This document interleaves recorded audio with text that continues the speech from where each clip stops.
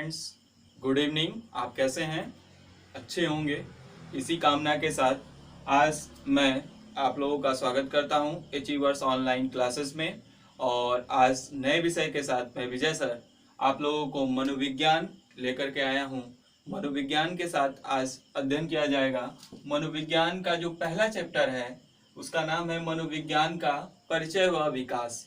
हालांकि ये class C TET, UP TET व सुपर टेट के लिए है, लेकिन एक चीज जान जाइए, मनोविज्ञान पढ़ना है, शिक्षा मनोविज्ञान नहीं। और मनोविज्ञान केवल बस मनोविज्ञान का परिचय व विकास आपको पढ़ना है। और इसके बाद आपका जो चैप्टर स्टार्ट होगा वो स्टार्ट होगा आपका बाल विकास से। लेकिन उससे पहले ये बाल विकास किस रूप में है, ये किसका विषय वस्तु है, इसके ऊपर चर्चा करने चल रहे हैं। तो आइए आज हम लोग चलते हैं। जो पहला स्वरूप है कि मनोविज्ञान का जन्म कैसे होता है, मनोविज्ञान कैसे कैसे रूप में परिवर्तित होती है और मनोविज्ञान का विकास किस रूप में होता है, आप विश्व में इसका विकास किस तरीके से है और भारत में, या इसके कुछ महत्वपूर्ण बिंदुओं पे चर्चा करते हैं। तो ठीक है, आइए चलते हैं। मनोविज्ञान का परिचय व विकास।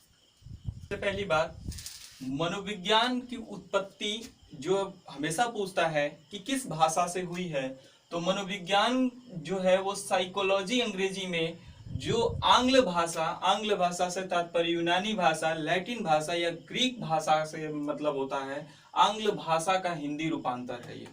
ठीक है।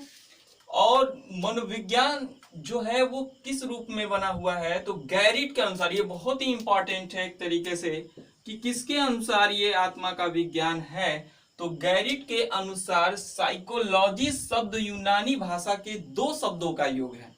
वो कौन कौन से यूनानी शब्द हैं? तो पहला है साइको, साइकी, और दूसरा है लोगस। साइक इसे अक्सर करके साइक कहते हैं, साइक PSYCHE, और लोगस, ये दो ऐसे शब्दों का योग है जिससे मनोविज्ञान की उत्पत्ति होती है। और साइक का अर्थ होता है आत्मा, सोल, और लोगस का अर्थ होता है अध्ययन या स्टडी या वर्णन करना। तो इस प्रकार से आत्मा का जो मूल रूप निकल करके आता है कि आत्मा का अध्ययन करना। मनोविज्ञान क्या है वास्तव में? तो आत्मा का अध्ययन करना मनोविज्ञान कहलाता है। तो सबसे पहली बात कि ये मनोविज्ञान की उत्पत्ति कहां से हुई, किस स्वरूप में हुई और इसके जन्मदाता कौन है? तो मनोविज्ञान शब्द आज से उस इतिहास में सबसे पहले किस रूप में था? तो वो दर्शन शास्त्र विषय के रूप में था। क्योंकि आप देखते हैं कि आत्मा, जीवन, मृत्यु, सुख, दुख, ऐसे ऐसे जो शब्द हैं वो केवल व केवल दर्शन शास्त्र के रूप में अध्ययन किए जाते हैं। और इस दर्शन शास्त्र का जो जन्मदाता है कोई और नहीं बल्कि अरस्तु को माना जाता है। तो इस प्रकार से जो पहली कड़ी है मनोविज्ञान की, वो कोई और नहीं है बल्कि दर्शन शास्त्र के रूप में है। और उस दर्शन शास्त्र के रूप में अर्थात उस मनोविज्ञान का जो जन्मदाता है वो कोई और नहीं बल्कि अरस्तु है। ठीक है। इसलिए क्वेश्चन कभी आता है कि मनोविज्ञान का जन्मदाता कौन है, तो अरस्तु है, अरस्तु को माना जाता है। ठीक है। फिर आगे चलते हैं कि मनोविज्ञान के स्वरूप का जो परिवर्तन हुआ, मनोविज्ञान किस रूप में आगे चल करके इस आधुनिक मनोविज्ञान के रूप में तब्दील हुआ, उसकी कौन कौन से स्वरूप का परिवर्तन हुआ, उसके बारे में आगे चल रहे हैं। तो सबसे पहली बात हम ये करेंगे कि आपको दर्शन शास्त्र क्या है, थोड़ा सा लेकर के इस पे चर्चा, ज्यादा विस्तार से नहीं चर्चा करेंगे। हालांकि इससे स्पष्ट हो जाए कि मनोविज्ञान का ये पहलू है कि नहीं। तो दर्शन शास्त्र एक ऐसा विषय है जो बहुत ही दर्शन अर्थात आपकी दूरदर्शिता को दर्शाता है। जैसे दर्शन शास्त्र क्या होता है, वास्तव में इस जो है वो दिखाई नहीं देता, जो दिखाई देता है वो होता नहीं। अर्थात आप रहस्यों के तरफ इंगित होकर के वो अनसुलझे रहस्यों को आप अध्ययन करते हैं। जैसे जीवन और मृत्यु, सुख और दुख, खुशी, इस तरीके से, या फिर आपके जो भी स्वरूप है, जैसे आपका किसी भी प्रकार का जो है आत्मा हो गया, चेतन हो गया, अर्धचेतन हो गया, अर्थात जो कुछ दिखाई दे रहा है लेकिन वो होता नहीं, और जो होता है वो दिखाई नहीं देता, जो अटल है अटल होते हुए भी नहीं दिखाई देता, उसी का नाम क्या है? दर्शन शास्त्र। और वह विज्ञान के रूप में तब्दील होता है। दर्शन शास्त्र का वास्तविक जो स्वरूप है वो बदल करके किसी और विषय के रूप में नहीं बल्कि इस मनोविज्ञान के रूप में तब्दील होता है। तो इस प्रकार से दर्शन शास्त्र का जब विकास होता है तो वो विकास पूर्ण रूप से मनोविज्ञान के रूप में परिणित हो जाता है। इसलिए दर्शन शास्त्र ही मनोविज्ञान का जीवन का जो पहला स्वरूप है वो कोई और विषय नहीं बल्कि दर्शन शास्त्र। हमेशा दर्शन शास्त्र का जो स्वरूप होता है ये यही होता है कि आप ऐसे शब्दों का अध्ययन करते हैं या ऐसे तथ्यों का अध्ययन करते हैं या अपने दर्शिता का अध्ययन करते हैं जो होते हुए भी दिखाई नहीं देता। सपोज दैट ये मार्कर है आपके, और इसे देखा जाए तो मैंने दबा करके रखा हुआ है, लेकिन ये कितना दब रहा है, इसका दबाव कितना है ये आपको दिखाई नहीं दे रहा, लेकिन वास्तव में ये जरूर कुछ ना कुछ दबा होगा। इसलिए यही इसका क्या है? दर्शन है। अर्थात जीवन है, मृत्यु है, प्राण है, आत्मा है, लेकिन किसी ने उसको देखा नहीं है, लेकिन फिर भी हम उसे क्या करते हैं? सत्य मानते हैं। उस ऐसे सत्य की खोज करना जो है, होते हुए भी दिखाई नहीं देता, उसी विषय का नाम दर्शन शास्त्र है। ठीक है, तो आप लोग स्क्रीनशॉट ले लीजिए ताकि फिर आगे चलें। मनोविज्ञान का विकास विश्व में और इसकी जो भी स्वरूप परिवर्तन हुए हैं वो, और भारत में, और इसके कुछ महत्वपूर्ण बिंदुओं को स्क्रीनशॉट ले लीजिए आप लोग।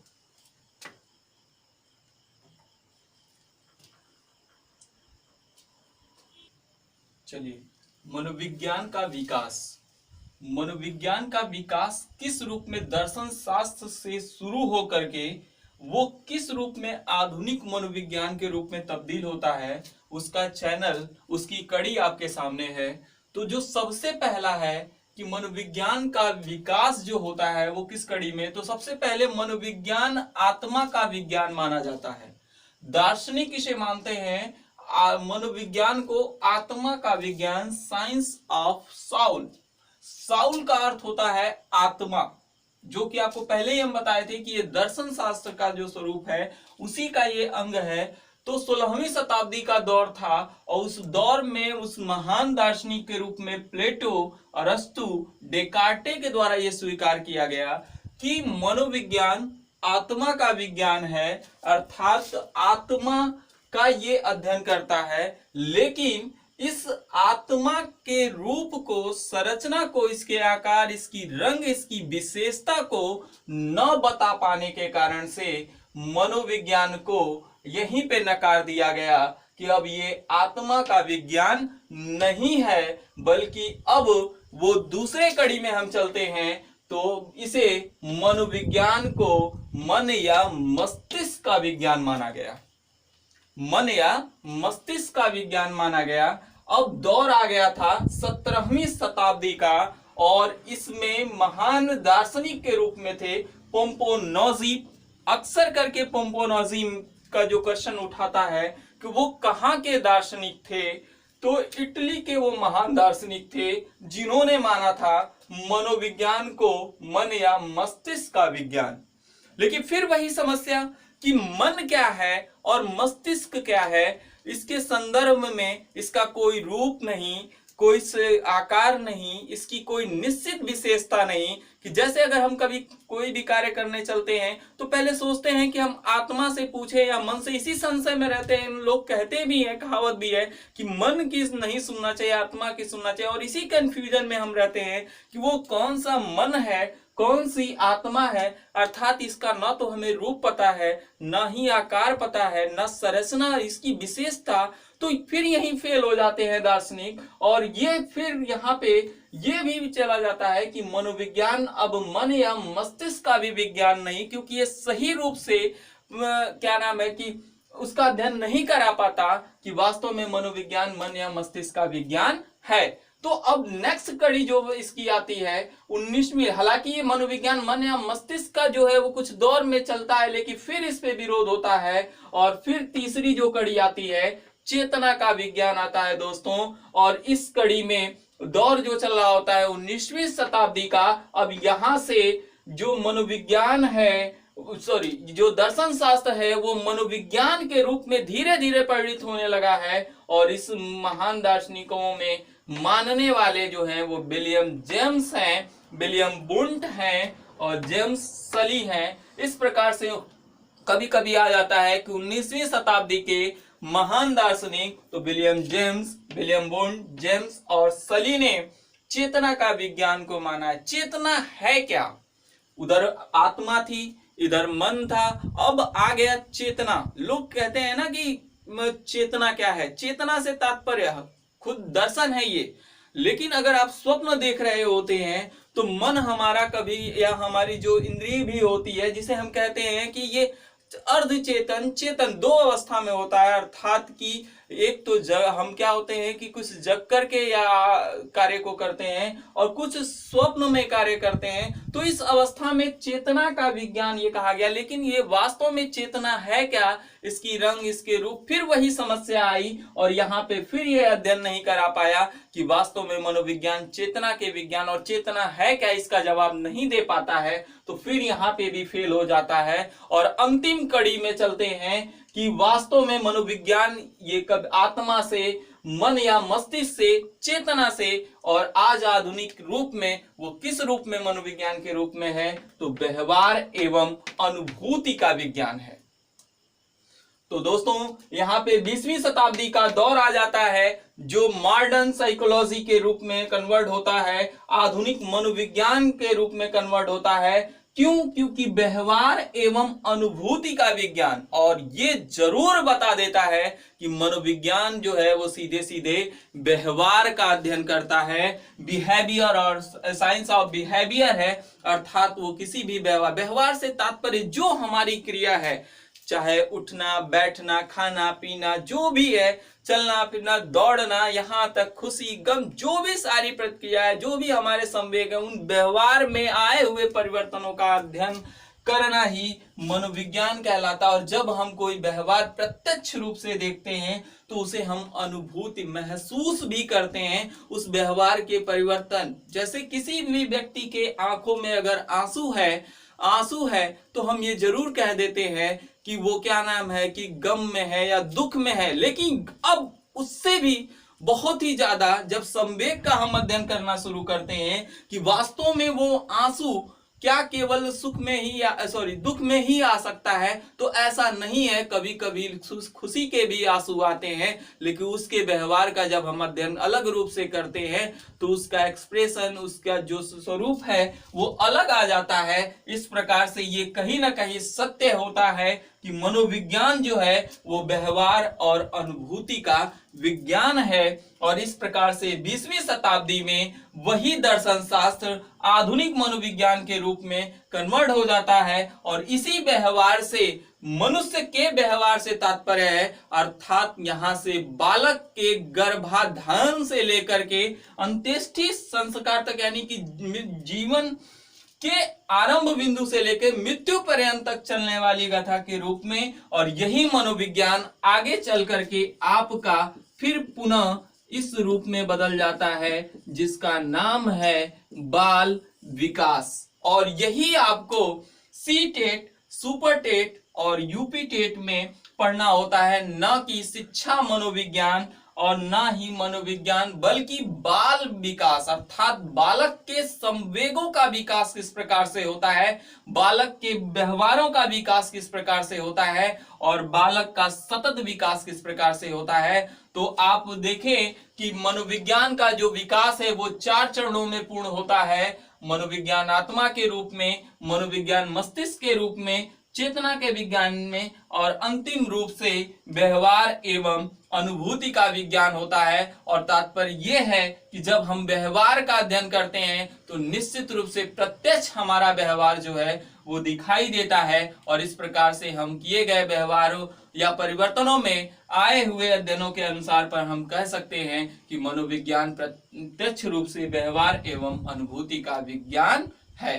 ठीक है, आप स्क्रीनशॉट ले लीजिए, फिर आगे चलते हैं।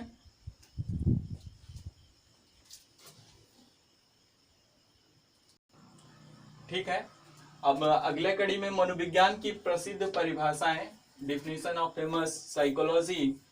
इसका मतलब क्या है कि मनोविज्ञान से कुछ जो परिभाषाएं आती है, जैसे जो पूछता है कि वाटसन के द्वारा या फिर आपके वुडवर्थ के द्वारा या क्रो एंड क्रो के द्वारा, तो कुछ महत्वपूर्ण है ये जो फेमस है, जो ज्यादा बार बार पूछता है, उसी को मैं, बाकी तो आपको बुक में भी सारी चीजें हैं लेकिन इंपॉर्टेंट जो है वो उसी का मैं जिक्र कर रहा हूं।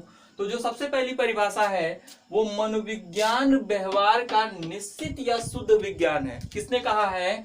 तो वाटसन महोदय ने कहा है कि मनोविज्ञान जो है वो व्यवहार का निश्चित या शुद्ध विज्ञान है, व्यवहार का और शुद्ध, प्योर। ठीक है, दूसरी परिभाषा है मनोविज्ञान वातावरण के संपर्क में होने वाले मानव व्यवहारों का विज्ञान है, वुडवर्थ के अनुसार है। तीसरी परिभाषा है मनोविज्ञान मानव व्यवहार और मानव संबंधों का अध्ययन है, क्रो एंड क्रो। तो मनोविज्ञान का संबंध, चौथी जो है परिभाषा है, मनोविज्ञान का संबंध प्रत्यक्ष मानव व्यवहारों से है। आप एक चीज कॉमन देख रहे हैं, इसमें जो भी परिभाषाएं निकल करके आ रही हैं वो व्यवहार आ रहा है और कहीं ना कहीं कोरिलेशन आ रहा है, अंतर संबंध, चाहे वो वातावरण का है और वो वातावरण का संबंध है तो कहीं ना कहीं वो मानव से जुड़ा है। इस प्रकार से ये मानव के व्यवहार से जुड़ेगा और जिस प्रकार का हम वातावरण लगेंगे तो उस प्रकार से हमारा व्यवहार भी क्या होगा? प्रभावित होगा। अर्थात कहने का तात्पर्य ये है कि अगर मानव के प्रत्यक्ष व्यवहारों से अध्ययन करते हैं और वातावरण, जैसे मान लीजिए उष्णकटिबंधीय स्वरूप में हम रह रहे हैं तो हमें ज्यादा गर्मी लगेगी, जबकि शीतोष्ण कटिबंधीय में गर्मी और ठंडी दोनों लगेगी, और जब मानसूनी में रहेंगे तो तीनों का संदर्भ होता है। इस प्रकार से हमारे जो भी व्यवहार है वो प्रत्यक्ष खान पान, रहन सहन, वेशभूषा सारे कहीं ना कहीं बदल जाते हैं। इसलिए कहा गया कि मनोविज्ञान का संबंध प्रत्यक्ष मानव व्यवहारों से है।